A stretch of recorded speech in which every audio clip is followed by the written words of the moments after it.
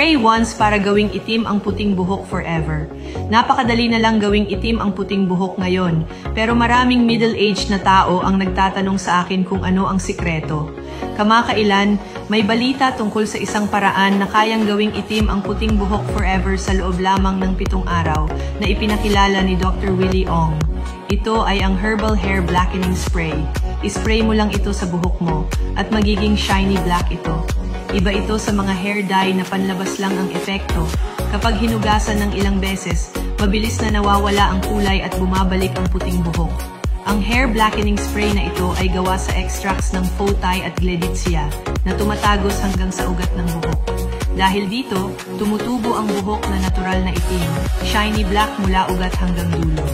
Daan-daang customers ko, mula 30 hanggang 70 taong gulang, ang gumagamit nito at maganda ang feedback nila tungkol sa hair blackening spray na ito. Regular lang na ispray ng 2 beses sa isang araw at sa loob ng 7 araw, magsisimula ng tumubo ang itim na buhok.